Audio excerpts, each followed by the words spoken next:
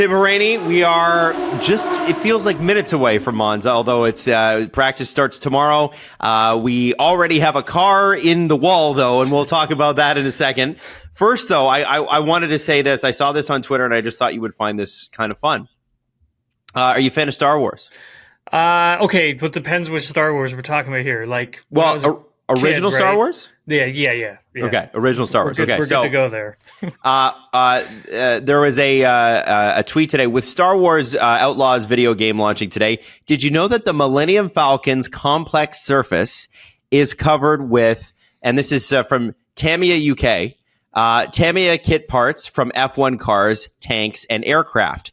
Parts from the Ferrari 312B and a McLaren F1 M23 were a part of the original Millennium Falcon. That's awesome. Isn't that cool? I was like, holy shit, I didn't know that. That's great. How the hell did they pull that off? Because I wonder how they would get the parts from those cars. I know. I don't know. It could have been that they were pulling from them like after the season was over or something like that.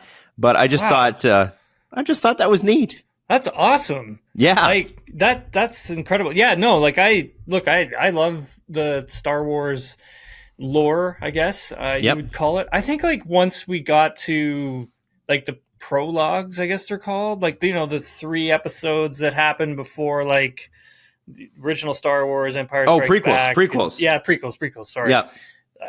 Once we got to there, I was like, I'm out. You were out? I didn't really find them like that great. You know what I mean? Like the last one obviously was pretty cool. I guess where he becomes Vader. Where he becomes Vader. But I don't know, man. Like I like the first one was okay. Mm-hmm. Okay, well, if you like Darth Maul was kind of cool. Like Darth Maul was cool. Those prequels were loved and then hated, and now they're loved again. And if you really want a throwback Star Wars feel, you got to watch Rogue One. Yeah, okay, I liked Rogue One. Yeah, I went to the theaters and saw that. That felt cool. Like, you know, that feels like original Star Wars, right? Yeah. And then are they making a movie like Andor? Is that the movie or is it a TV show? Or what? The Andor TV show is spectacular. It's actually one of the best because it's about the rebellion, but it's raw and it's dark and it's not like lightsabery and explosions or whatever. It's very it's there are times where it's like a bit of a mental, like the control that a government can have on its people kind of stuff. It's like, oh my, there's a prison thing. You got to see that. They're making a second season of it. Stellan Skarsgård is in the original, and he's so good in it. He's got a monologue that's so unbelievable, and it's amazing. And then Andor season 2 is coming out, and then they've got the Mandalorian series, which I've actually really, really enjoyed. It's a little bit more of like a spaghetti western sort of feel. Okay, so they are doing a movie on that. Okay, so I've seen those; they're great. Yeah. I haven't seen Andor yet. I wanted to. I have it saved on the app, but I've never gotten around to watching it. You'll like it. You'll like it a lot. All right, I'll check it out. It out. There are some that are like, I have to say, the newest one, which Disney I think is already distancing itself from, the Acolyte. There was some really good elements to it there. Okay. I felt like the whole show should have been a side plot for a bigger story. Okay. You know, sometimes like you watch something, you're like, this is a little thin. That's how it felt to me. Okay. But yeah, so they have some hits and misses. There's no question. It's you know, being a McLaren fan, I know all about the hits and misses. Being a Leafs fan, I know a lot about misses. Star Wars, they have some hits, they have some misses. So anyway, so Tim, first thing I want to talk to you about, because you have driven this track. Monza is legend. People love this track, but.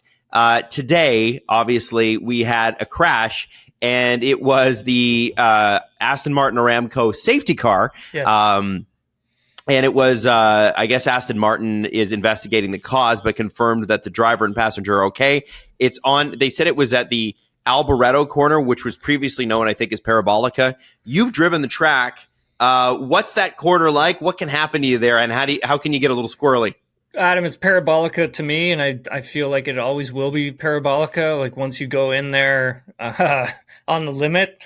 It feels like it should be called parabolica. Yes, because like you don't know what's going to happen on the way out. But that's back in the day when there wasn't as much runoff as there is there now.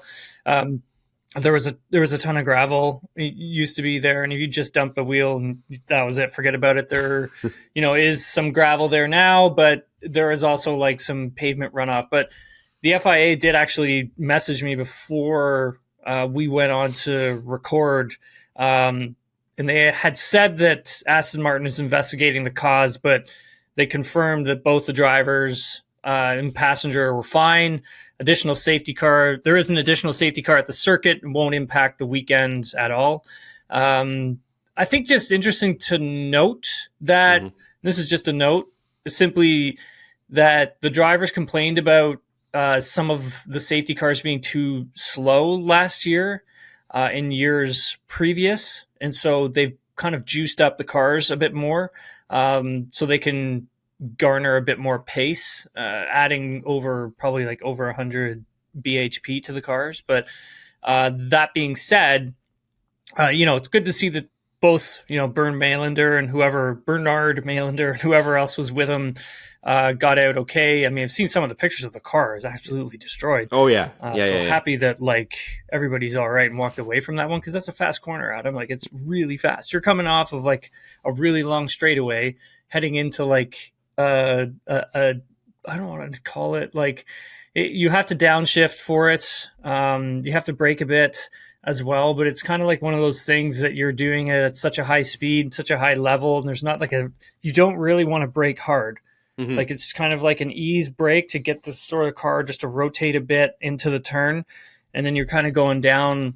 I don't know what they would be going down in the Aston Martin. I remember it was I think we were going from 8th gear to 7th or 6th, if I can remember correctly. Okay. And were you doing paddle shift or were you doing stick? Both, actually. I had to do 2 different types of gearboxes for that. Not that weekend, but throughout the time that I was there. Interesting stuff, man. Oh yeah, I think it's so cool that you drove that track, Tim. It's awesome. So cool. That's so cool. Yeah. I love this track. It's one of my favorite. Just how the top speeds. I think one of the biggest things for me was probably the braking zones and trying to navigate how deep you can go before you're basically heading off track. I think one of the fun things about the track that I really, really loved is just the curbs, curb hopping at that track was great. I had so much fun. And then also the chicane that's at the back of the track. So just before Parabolica, that thing is badass, man, because it's fast. Trying to get the car through, trying to hustle the car through there, and to watch an F1 car go through there is it's another level. It's incredible. But it's I love crazy. The track. It's crazy when you think about how fast that pace car is going, because it looks so slow when you compare it to the Formula One cars, right? You see it on TV and you're like, man, this guy's just got out for a pleasure cruise, but he's really driving. Those pace cars are no joke. So I guess they were warming up today and it just didn't go very well, but I'm sure Aston Martin can lend them another.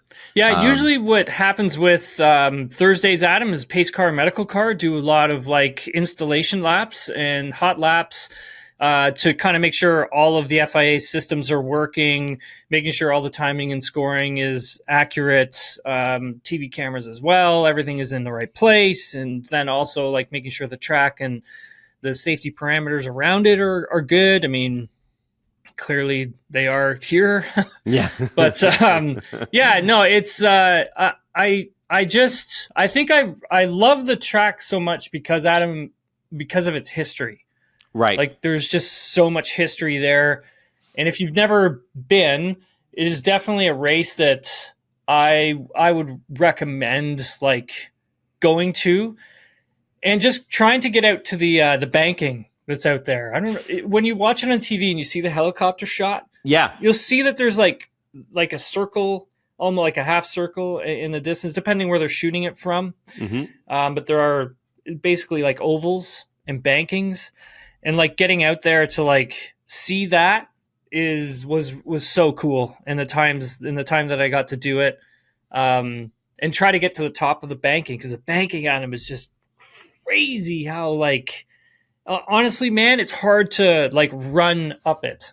Right, of course. Oh man, yeah. I can't wait. One day I'm gonna go. But just to think like how like the cars they used to race on that banking, and like, oh man, like if something were to happen, like which they probably did, like unbelievable, man. Absolutely.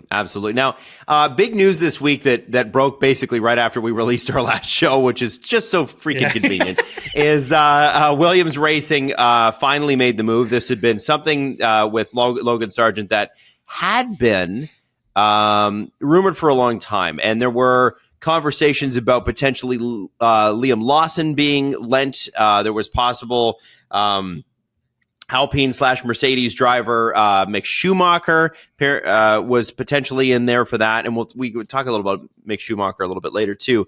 But at the end of the day, it made more sense apparently for Williams to go with the guy they did, and that is Franco Colapinto of Argentina. And I think it's perfect because Argentinian racing fans are bananas. Sometimes good, sometimes not. But the Williams blue matches it perfectly, matches the flags perfectly. So I'm sure they'll be thrilled about that. What do you know about this driver, Tim? Why did they go with him and not get like a Liam Lawson or a Mick Schumacher? Oh, apparently like Lawson was sort of the first driver they were interested in going for. I think, from my understanding and folks who I've talked to, like Mick Schumacher was really pushed in there as well, which is... that's a topic we can discuss in a bit as to like, well, why go for Franco Colapinto when you had, Mick Schumacher waiting in the wings who could have done it.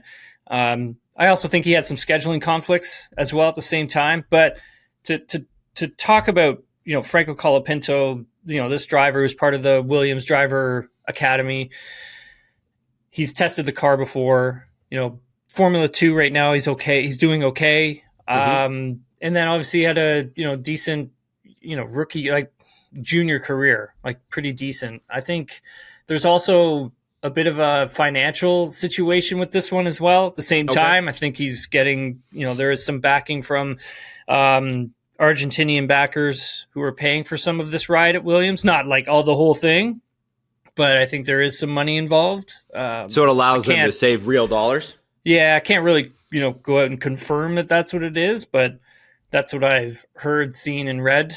So I think having this young driver in the car at this moment, if it's your best option, I guess you kind of have to take it. It is disappointing to see them move on from Logan and maybe not allow him to finish the rest of the season. I mean, granted, they don't want any more car damage, but... And is that what did him in? I think so. I think it's just the amount of damage that he had caused over this season. But I don't even and then you got to think about, how much damage did Alex cause too, right? I mean, he binned a car, tubbed a car in Australia, like tubbed it. It was done. So there's that. I mean, it's a shame, really, Adam. I think I would have liked to have seen them at least let Logan finish the season out. But I mean, if they feel that he's not getting the job done and they feel that Franco can do a better job, then they've got to make that switch, which they have. It'll be a good spot for Franco to start off. Yep. I wouldn't want to do this in like Baku or Singapore. Like those two races complicated, are still, tight tracks. Yeah, roads, courses. And those two races are still to come. So it's a good spot for him to get his feet wet, to get an understanding. I think for him, it's going to be about building up into the weekend, and that's going to be crucial for him. So I think for Williams, that has to be what his goals and objectives are. Each session, just get a little bit quicker. And then I think when it comes time to qualifying, go and see what you can do. Sorry, I didn't mean to cut you off there. No, I think people forget with Logan Sargeant that he was not James Vowles' pick. This was a Jost Capito pick. At the end of the season a couple of years ago. 2022. And, 2022 when Nicholas Latifi was going to move on. And I think I think it surprised a lot of people, Logan Sargeant. And they, it's interesting in the press release, they did say they will continue to support his racing career. I don't think they said that to say like, oh, we're going to root him on. Like they're financially supporting him. He was a Williams young driver. What do you think that arrangement is? That is stuff that none of us know. I mean, Okay. I can assume that maybe it's financially they pay out his deal. I don't know, or that would be the only thing I could guess. I think for Logan, that was a big ask, to get him into that car for 2023. I know where the car was in 2022, and like it wasn't good. It wasn't good. Like that was a horrible car. I mean, stories that I've heard are just, gosh. I mean, yeah. Anyways, then you have James come onto the scene, and like you had said, Adam, Logan wasn't his pick. It was Jos Capito's pick.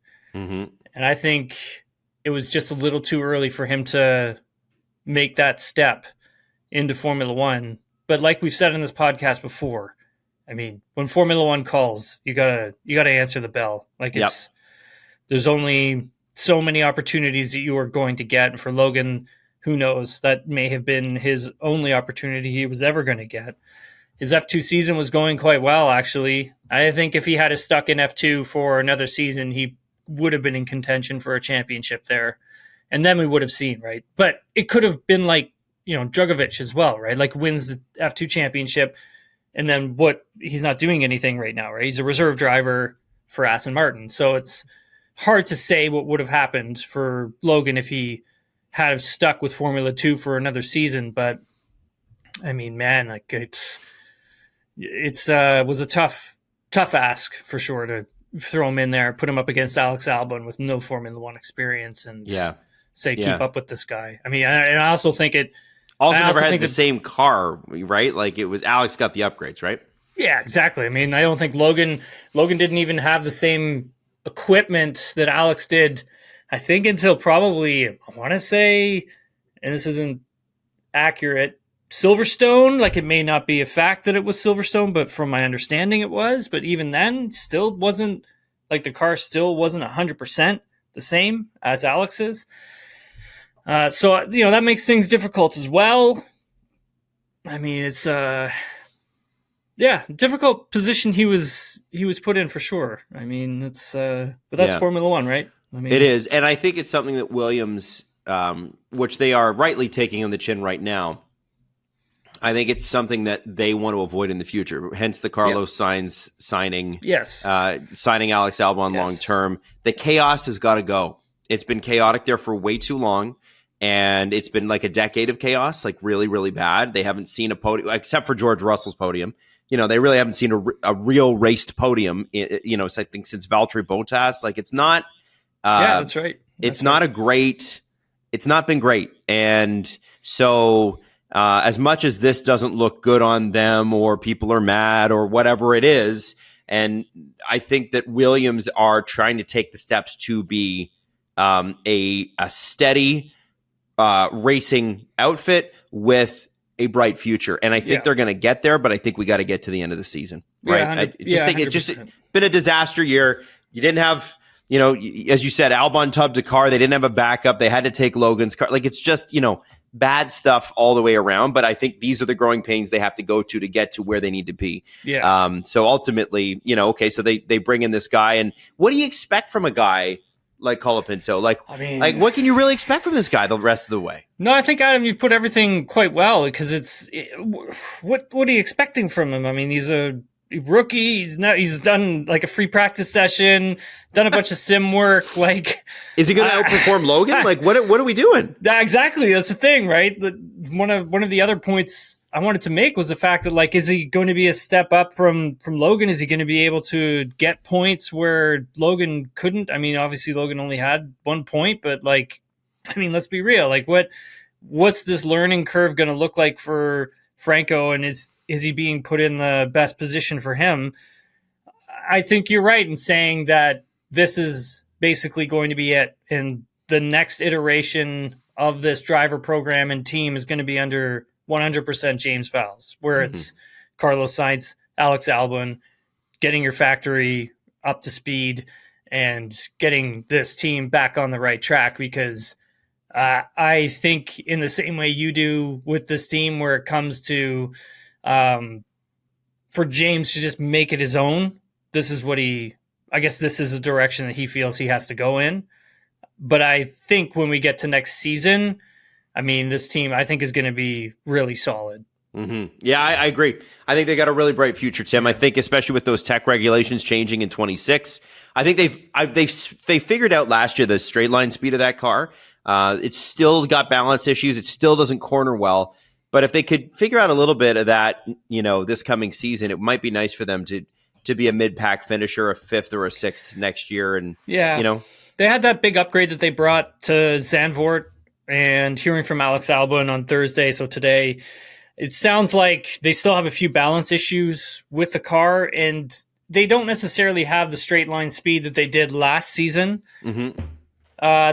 The upgrade that was introduced in Zandvoort was to help with bringing more load to the car, so more downforce. But when you start to increase the downforce, you start to interrupt the balance issues that the car can have because of that. So they have another iteration of upgrades that will be coming in a few races' time that'll help sort the balance issues with the car in particular. So I think they've like chipped away at this thing and have introduced a good upgrade. I think they just need to start ironing it out, finding the finer details, and that'll set them up for a better 2025. Right, and there's never a silver bullet in these situations too, right? Never. Like, actually, the one time there was Red Bull coming out, flying after the first, regulation change in a while, right? Like, there is no, as we've seen with McLaren, as we've seen as Mercedes has tried to claw their way back. It just is, it's like chipping away over time, month after month after month. And that can be frustrating as a Formula One fan, but it's also what makes the sport so compelling. Adam, what are you going to think if, like, let's say Colapinto qualifies Albon or scores a point and Alex doesn't? What are you going to think? I mean, I think hats off to him, because I think there are a lot of people who are like, is this guy just a paid driver? Right? Like, there are people with that conversation, and listen, they're all paid drivers. You got to have backing from somewhere. Yep. So it's not like this guy doesn't, deserve a shot at some point. It's not like this guy's not a talented driver. I think it would be a phenomenal story, a la Nick DeVries.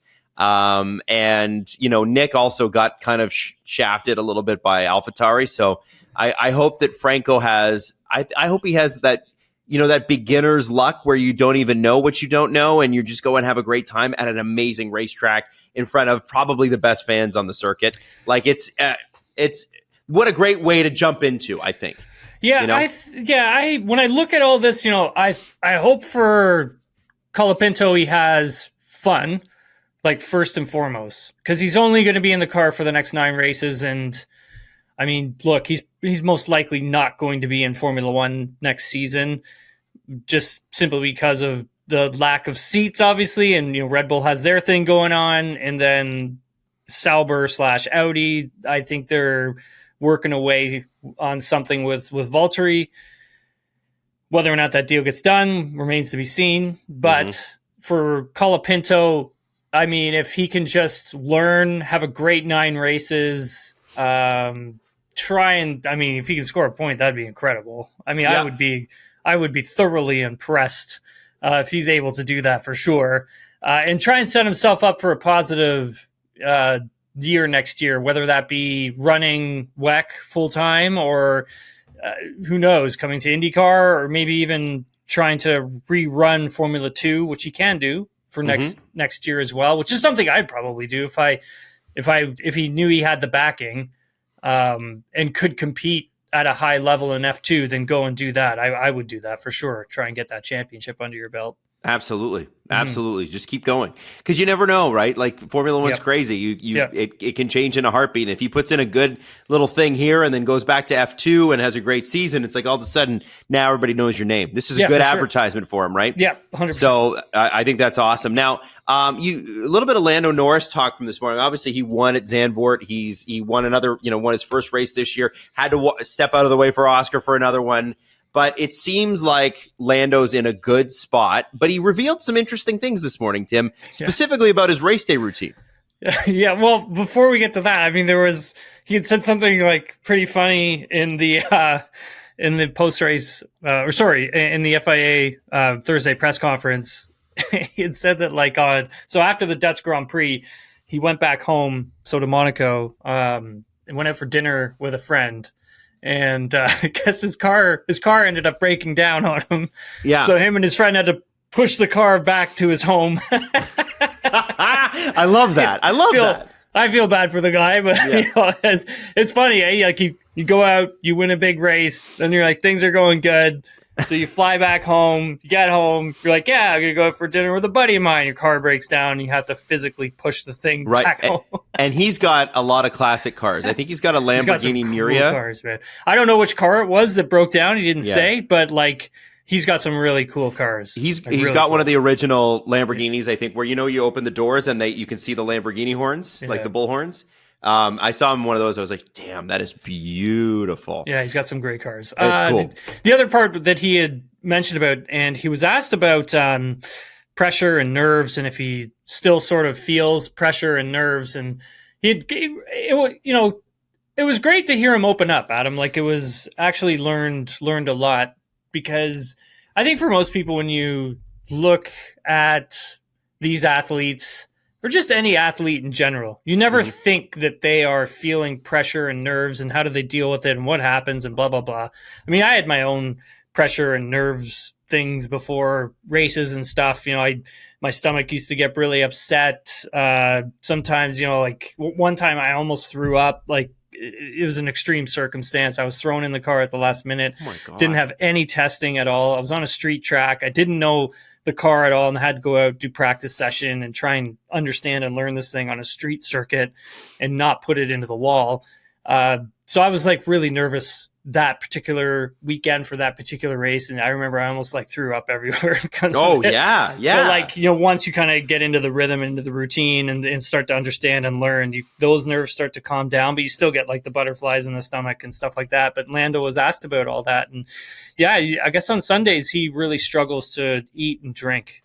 His stomach, again, just not able to kind of take it. And sometimes he's got to force fluid down, because he had lost 2 kilos after Zandvoort. That's a very physical race. Mm-hmm. And he doesn't use the drinks bottle in the car either. And I was just kind of like, wow. I mean, I remember Qatar last year, Adam, and it's you're not using the drinks bottle in that type of physical stress plus heat, all of that. And you're not using the drinks bottle, even though it probably tastes like crap and hot tea and whatever. I mean, that's, man. But it's intense. He did go on to explain that he finds ways of getting nutrition in on the Sunday before a race. He mixes carbs through his, fluids, things of that nature. But I understand where he's coming from. That's, all drivers, all athletes, they all get nervous. They all feel stress, and all totally many different ways, right? And everyone has their own way of dealing with it. And that was just sort of Lando's way of dealing with it. And I think, it's great that he opened up in that way, He's, there's an ease about him since coming back from the break that I think going into the break, I sensed a little bit of he was frazzled or frustrated or something.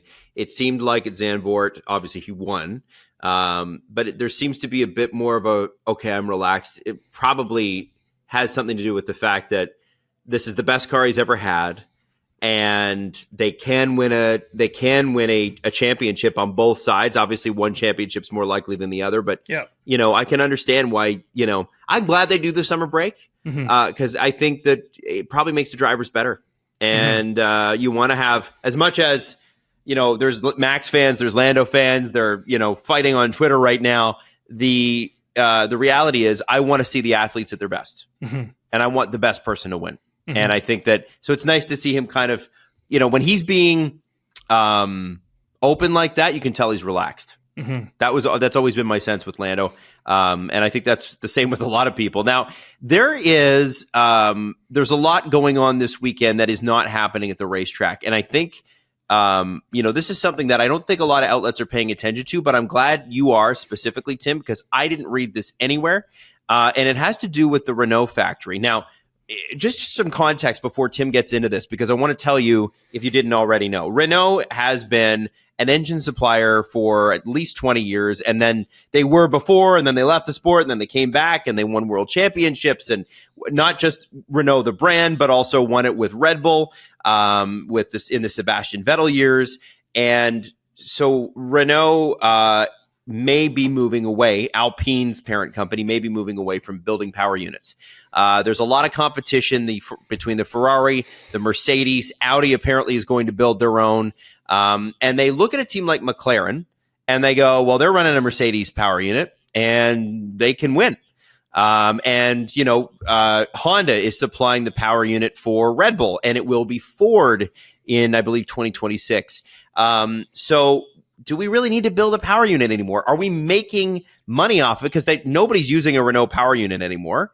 They used to, but nobody's using it. Tim, what's happening at the factory now? Because lots of rumors of a shutdown happening, as in shutting it down forever. What's happening? Yeah, at the very base. So this would be in France. The Renault employees at that F1 base are apparently going to go on strike tomorrow. So Friday, we're taping this on a Thursday, in protest to those plans to close the F1 engine program next season. So it would be to close the factory for 2026. Apparently there's supposed to be a protest at the Italian Grand Prix this weekend from folks the employees in the grandstands as well. That coming from Andrew Benson from the BBC. So we obviously knew something was coming because we had been talking about this now for the past few months. And believe it was Jonathan Noble who had first broke the story of there being rumors of Alpine and Renault basically shutting down that Renault engine program and just sort of consolidating everything in the UK to build just the Formula One car and to transfer a little bit of the money that they use to build the F1 engines over there as well. Bruno Famin essentially stepped down as team principal back, at the end of July there before we went on summer break. Part of his job is to help facilitate moving folks from that F1 engine program over to the UK program, over to the car program. So they can avoid things like people going on strike and all these other things. So they can at least try and save as many jobs as they can. Now, that's my understanding from what was said during the Belgian Grand Prix from Bruno Famin. And then obviously you have Oliver Oakes, who came in and he took over there last weekend at Zandvoort. He's the new team principal moving forward. And they don't want to sell the team, according to Flavio Briatore. I think, it's going to be one of those things. It's going to be buying your engines from, the likes of Mercedes, which for Mercedes, I guess for 2026 would be a good thing because they're losing Aston Martin. So they're losing a customer. And if they can just take another customer and plug them in, then I think for Mercedes, that's great. They get some cash. And Alpine gets competitive engines and they don't have to worry about building engines. But again, there's also an employee side of this thing. There's people's jobs as well at stake. So it'll be interesting to see how all of this sort of plays out. Adam, it's a shame, really. I like the fact of Renault building their own engines and jumping in here and being competitive. I was a big fan of the Renault Fernando Alonso days, winning championships for them. That's like when I was younger watching that. That's what really got me excited about Renault, the blue and the yellow, and that car is one of my favorite. Both of those, the 05 and the 06 cars are my favorite Formula One cars of all time. So obviously a bit of a shame to see something like this start to happen. But if the OEM is not seeing a return on whatever that investment is, then I guess they have to move on from building engines for Formula One. Yeah. It's a tough situation, Tim, and you actually spoke quite eloquently. It's the most fired up I've seen you this season about anything on this show. Was when that was first sort of talked about. I loved it. Raw Tim Rainey. So it was nice, and I think I think ultimately it's going to be a bummer to see that go. Yeah, it will definitely. be. And I think Alpine really needs to, and I say Alpine's just a sticker. It's Renault, the corporation, needs to figure out what the heck they want out of this Formula One team. What are you here for? Because there's lots of great reasons to be in Formula One. Lots of great reasons. Why are you here? What are you doing? Mm-hmm. And I don't think, I would even say the switch to Alpine, I don't think that's done them any favors. I think they should have kept it as it was. It was a Renault team up until 3-4 years ago. I know Alpine's their luxury brand. I don't know, man. I don't get it. But there's a lot of head-scratching moments with that team recently. Yeah, and it's like I don't want to take us too off topic when it comes to like Renault and Formula One power units and things of that nature. Like I appreciate the technology that F1 has kind of gone through to kind of get to where they are with these power units that they run now. I think it's a shame that they weren't marketed more back in the day. So like 2014, 2015, 2016, like the important sort of stages of all of that when teams were starting to, get to grips with these power units, and obviously Mercedes, hit the ground running with all of it. But yeah, I appreciate that. And I appreciate what they're trying to do with the new hybrid power units that are coming online here in 2026. And I like the fact that we're going to sustainable fuels, which I think then opens up a ton of options for, later on in the engine department and possibilities. I mean, Stefano Domenicali has been quoted as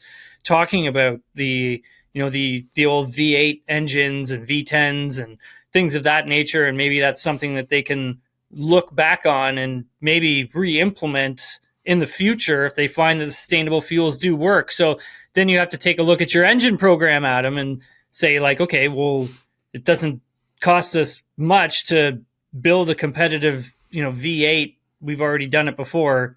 And so, it's these types of things, right, that are these types of shifts in any sport, any business that's just kind of like, okay, well, it's fascinating technology. It's great. I mean, but my personal faves obviously were the V10s. A lot of other people love the V8s. I mean, that's just the way it is.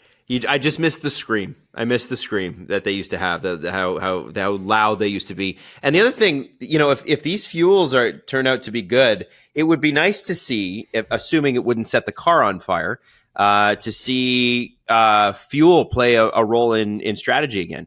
Obviously, I think it was Jos Verstappen's car. I think that there's the one that's the really famous one that burst into flames while they were refueling him. Yes, those things that like after that. I mean, I think the FIA did a great job in terms of safety to limit those scenarios happening. I'm fine with not having refueling. Like I really am. Like I know there are a lot of like diehard fans out there who want refueling, who want like the tire wars and all of those things. And I have to kind of look back and think like, was it all that great and important? I mean, wouldn't you rather have battles like on the track? Because that's what I would rather have. I don't care. Like, obviously you need pit stops for the tires and stuff, and that's fine. Yeah. But like, if all I care about is seeing great racing on the track, dicing, hard racing, pushing each other for positions, pushing for victories. That's what I want to see. I have to go back and sometimes like people are like say to me like, oh, I miss the tire wars and all that kind of stuff. And I'm like, I mean, it was cool, but I'm like, did we see better racing because of it? Yeah, it might just be people being nostalgic about old things too. Yeah. Maybe that's my fault. No. I mean, like I hear this from so many F1 fans, right? Like some don't care, some like are really passionate about it, some are really passionate about bringing back refueling and all of these sorts of things. So my thing is that if it helps the fight on the track and it helps make the racing closer, then I'm all for it. This has been a great season that we've seen from Formula One so far. It's the closest qualifying. It's the closest in races that I think we have ever seen. It's been fantastic. And I just hope that, that doesn't get upset. Right. Now, a team that needs to do well this weekend, Tim, really needs to do well this weekend. It'd be a real good idea if they did well, is Ferrari. There is a rumored big package upgrade coming. Yes. What do we know? What do we think? Could they surprise? How are we feeling? I'm not sure about the upgrade. I don't know, because at this moment, I haven't received any of the... As soon as I get the documents from the FIA that says this is what these guys got, I never listen to the rumors on the thing and whatever. I mean... I know. I drive Tim crazy, by the way, with rumors. I send him rumors all day, and he's like, "Can you please? Who are these people? Stop it." But here's the thing, though, Adam, with like the upgrades and everything, though, it's kind of like, teams will say behind closed doors, or they'll talk to you in the paddock and like, yeah, we're bringing some upgrades, because in your head you're like, they're bringing some upgrades, but they didn't say how big they were, right? And they didn't say it could be like a rear corner, like flick on the back of like a brake duct, and that could be the upgrade. And like, you know what I mean? Someone's like, "Oh, there's big upgrades coming this weekend." Next thing you know, it's like a beam wing, and you're like, "What are we talking about here?" Right? There's no big upgrade. That's not a big upgrade.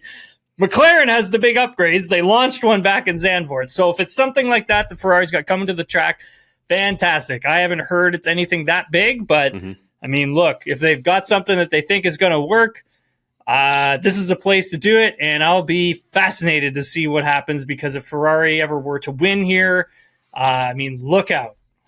Look out. That would be very cool. It would be very cool. As much as I want McLaren to win, let's do a quick preview here while, towards the end of this show, because I think I want to know, I want to talk a little bit about that. And we had something else we want to talk to. I do want to touch on Mick Schumacher as well. But we're on the subject of the race itself, what cars in the top four, specifically Mercedes, McLaren, Ferrari, Red Bull, what do you think? Whose car is best suited for this track right now? I still think, Adam, like McLaren's going to be the stronger car coming out. I think some of the upgrades that they did make to their car for Zandvoort, I think are going to help here. And then I think they also have a circuit-specific rear wing coming for this weekend as well. Again, just being smart in that development route and having something specific for targeting, your execution of trying to win this constructors championship. So I'll be excited to see what comes from them. I think Red Bull obviously is going to be competitive here. I think Red Bull obviously is going to be competitive, wherever we go. It's just, what level of competition are we going to have from them? I think they'll be quick here. I really do. I think they'll be quite fast. And then it'll be interesting to see what happens with like Mercedes and Ferrari. Yeah. That for me is going to be really fascinating. Like, we have new tarmac for this weekend, and the entire track, the entire track's been resurfaced, something to like in Montreal, Adam, when we were at the Canadian Grand Prix, that whole facility also got re-tarmacked as well. And they had done a really nice job with it. The drivers really, really liked the grip level. They liked that they didn't change too much with the track. They listened to the drivers and the layout and making sure that they didn't get rid of the curbing. For Monza, Daniel Ricciardo had said that he's not too sure about about the curbing here. Now it looks a little different, and it may not be that fun for the drivers to attack it. Right. So that's going to be something to watch out for. And then also the heat here with this new tarmac. It looks like it can overheat the tire really easily. So I remember Mercedes having difficulty with overheating. Yep. And I remember, if we go to Canada, that race was cooler. Qualifying was cooler. Silverstone was really cool. Yeah, that was definitely cooler. And they did well in those conditions. So it'd be interesting to see how they handle these conditions. I mean, Lewis Hamilton didn't seem too worried about it, but I don't know. So maybe like a hard tire? Like maybe a hard tire compound for the race?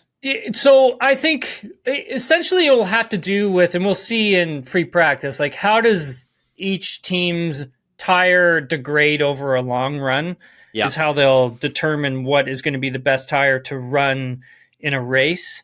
For Mercedes, and again, I don't know if this has changed yet. I don't believe it has, but who knows? They could have brought some things that may help with tire temperatures, but they did suffer from driving these cars in high temperatures and having the tires overheat quite a bit. So I think for them, it could be a difficult weekend, but if it's not, then that means they've kind of come to they figured some things out with tire overheating in the race and things of that nature. So, well, it's going to be an interesting one. I'm very excited. Now, I want to ask you about the mid pack a little bit here, because there is we haven't paid attention because the top of the grid has been amazing. It's awesome for the last. It's hard to go back. Yeah, I know it's hard to go back in the pack when you have your teeth sunk into everything that's happening at the front. Agreed. There is a good little mid pack battle going on between Aston Martin, Haas, and RB. And I just want to know, where do you think those three teams go in the next little bit here? You would think Aston Martin will be the best of the three, but it's not looking great. They just seem to have, Fernando's still Fernando, but where do we think with those three teams in that battle? It's a tough one because, Aston Martin's really dropped back. Like, they really have. The car is just that the updates that have been brought either have not worked or haven't provided enough performance. And I think they're on a bit of a recovery plan right now just to try and salvage something from the season. Their driver lineup, it's been great. Like, they've both Lance and Fernando have done a great job this season in handling a car that's been really, trust me, this is not a great car at the moment, and these drivers are really flattering it for sure. Yeah. The RB is an interesting one, Adam, because like the development execution from their side hasn't been great either. But like the package that they have come to a consensus on seems to be working. But it's like some race weekends, it's just, it's not really there. Some race weekends, you're kind of wondering, okay, well, did they really put that much effort into a qualifying / race performance or strictly race performance? Because when you go back to Zandvoort and you see, what's happened there with Quali and Ricardo, and then you see in the race, he had a great race. So to me, I'm kind of curious as to know, okay, well, was the car mostly geared towards race conditions and not so much qualifying conditions, and hoping that they're going to make the deficit up in the race, which was very like, you've got to be, track position is paramount for Zandvoort. And then, Haas, again, they've done so well with updates. So well. They have. Man. And Hulkenberg, again, right? Difficult weekend in Zandvoort, but again, just right there, almost scoring a point. The car looks super quick. So I think that battle between those three teams is just going to be really exciting the more we get into this season, and to see like who comes out on top for that sort of sixth place in the constructor standings. Yeah. Oh, it's going to be great. I'm excited. All right. Well, Tim, listen. We've got a very exciting weekend of racing coming up, and I'm really excited about it. And long weekend here in Canada as well, so that's nice. Yeah, Adam, I want to know like Mick Schumacher here. So we gotta. We gotta talk about Mick real quick. Okay, first of all, I want to understand like what do you think? Like why when you look at taking Franco Colapinto over Mick Schumacher, for you, what does that say?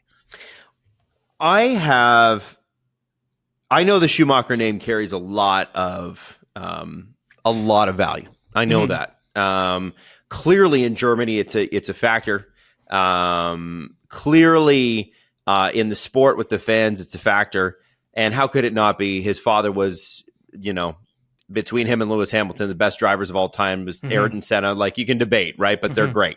Mick wasn't great at Haas, and people I think are upset because he won F4, he won F3, he won F2, and then he was given a shitty Haas car. It was bad, and it was a bad team, and Gunther Steiner was too hard on him or whatever it was.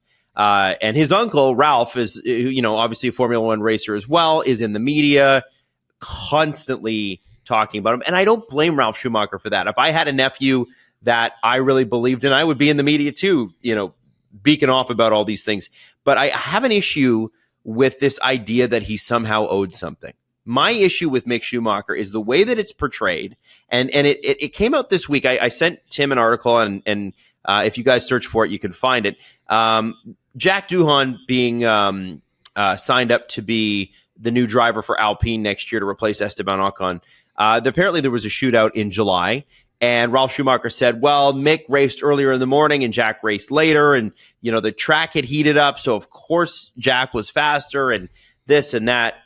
I have to say, as silly as Alpine has been, and I say silly because they've been silly, I don't think Alpine is going to look at a lap time like that when there's a huge temperature change in the track and go, that's the only thing we're making our decision based on. I think Alpine's engineers, I think it's an insult to their team engineers, who are not stupid people, and their strategy people and everybody behind the scenes there that isn't running the show. It's an insult to think that would be the only thing that they would judge it by.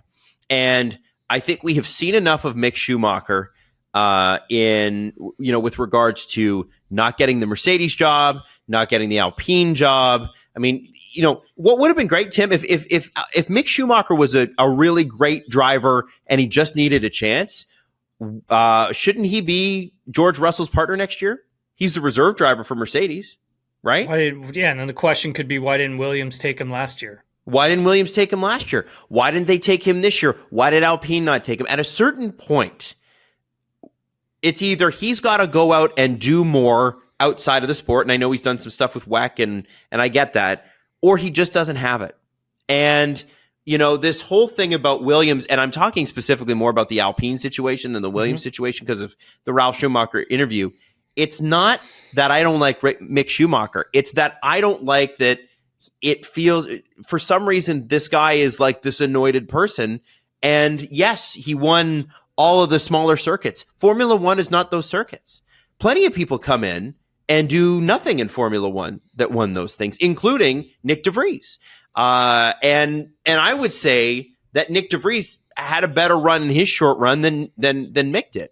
And my frustration, I think, comes from the fact that this is not a sport where you're given something, right?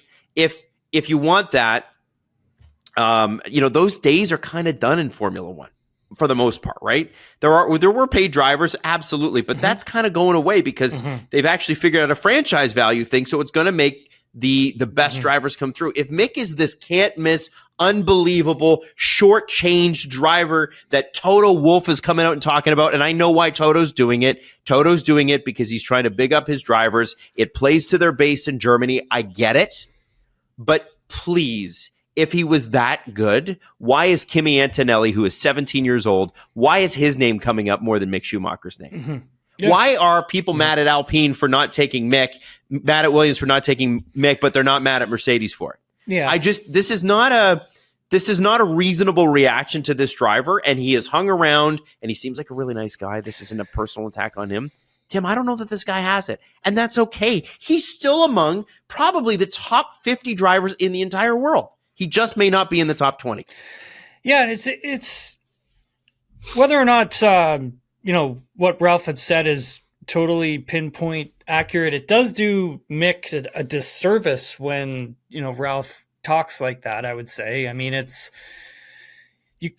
hard to judge like a shootout. It really is. Like you can't take away everything that Jack Doohan has done at that team and how much work he's put in to getting that seat, getting that drive, how many other opportunities Jack may have put off just to, stick it out as a reserve driver, do all the simulator work that's, required, only for a taste at some tire testing and a few free practice sessions. And, the engineers know Jack better than they probably know Mick at the F1 team because they've had to work with Jack with all the simulator duties that he's probably had to go on. And then to help Esteban and Pierre develop the car over the season and help them confirm things that they are feeling. And so I think like it's tough to just go ahead and say, okay, yeah, we're gonna put Mick into the car and not Jack and not have any real data behind why are you taking Mick over Jack, where it's like there's a reason why. It's not only because of like shootouts and whatever and track temperature and yeah, that's great. But it's all of the other stuff that Jack does behind the scenes. It's all of the other people that Jack works with. It's the simulator work. It's always being there. It's listening. It's working with the team. It's, grinding it out in a sim session at 2 a.m. so you can help the team for the next day achieve something really good and achieve some points. So there's a lot that, I'm happy about with Alpine taking Jack Doohan. And I had said it on podcast previous, is that, this guy deserves it. He's worked for it. He's put the time, the sweat equity in. He's been there. He's never missed anything. He's always been behind the scenes working away at it. And, I think it's a great opportunity for him. And I think he's the right driver for that job for next season. And I'm happy that a rookie is coming in and getting an opportunity. And I'm happy it's Jack as well. And so the Williams situation, it's like, okay, why did Williams not take Mick to replace Logan? And that's the interesting question for me that I would like to know for sure. And I've been asked about it a lot. I mean, when you look at his time at Haas, there was a lot of crash damage that was done there. Like, a lot of money was spent on crash damage. Maybe Williams had seen that in the past, and maybe they're like, yeah, but we can't afford it. Like, we can't afford crash damage anymore. And then you got to make the argument of like, okay, well, what about Franco Colapinto? You may have some crash damage on your hands there too, right? But right? I also say, Tim, people always talk about the Mazepin Schumacher year. What about the Magnussen Schumacher year, where Magnussen walked Schumacher, walked him? Yeah, he really, that was Magnussen was absolutely on it that year, and that was a difficult season for Mick, no question. And I think the regulation of car may have also got to him as well as it gets to other drivers as well. It's just a different type of car. It needs a different type of driving style. You need to adapt to it, and that's really difficult. So, when people are like, okay, well, why didn't they take Mick? And I'm always like, look, if Williams didn't take Mick for this season, which they could have, then they ain't going to be taking him to replace Logan Sargeant. And then also factor in, Mick also has his WEC obligations as well. Yep. So I would be interested to know how much that factors into the decision at the same time. Yeah. Because I believe Mick is racing this weekend. So that would have thrown a huge wrench into those racing programs as well. So there's a little bit of stuff going on there. And again, we haven't had firm confirmation as to why. I think James is going to be speaking later on this weekend, so hopefully we'll get a little more information on that. Well, I can't wait to find out. I know it feels a little bit harsh. I just feel like, listen, this is not a sport where anything is given anymore. It is earned, and maybe Mick does get back into the sport, Tim. Maybe possibly, it's just for sure. Like, it's what if he goes and tears it up and wins a whole bunch of things? And hell yeah, bring him back. It's just let's let him do that first. Yeah, right? and I think Adam, you made a really good point about these being franchises now and taking the best drivers and making sure that you're having the best talent in your car. And look, I think if we've seen it, right? His experience is so crucial now in Formula One. It's just so important. It's huge.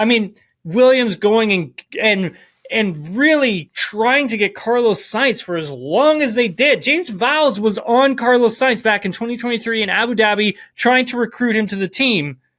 That speaks volumes, not only at Carlos's talent, but his experience as well, and how much of it that he has. And he's a trusted pair of hands that can get it done and win Grand Prix. So this is what these teams are really pushing for now, right? Is getting these drivers who have that experience on their team. Gunther Steiner went out and blew the dust off of Nico Hülkenberg and brought him back in, and now look at what's happening with Nico Hülkenberg. Yeah, and he's been unbelievable. Yeah, unbelievable. There you go. Yeah. So, yeah. Okay. Well, you know what, Tim? That it just adds another wrinkle, and this is why we love the drama of Formula One too, right? It's a constant yap fest, which I love. Pretty much. It's so small in the racing, so big on the words, and that's fantastic for us doing a podcast. But listen, I hope you enjoy the weekend. Thankfully at a great time, and I know that you're getting ready to travel here soon too. So maybe next week we'll talk about that a little bit, because Tim is going to be on site for a few races towards the end of the season. And if you're going to be there too, maybe you can look out for. So Come Tim, say hi for sure. Have a great weekend, my friend. Thanks, Adam. Appreciate it. Enjoy the race.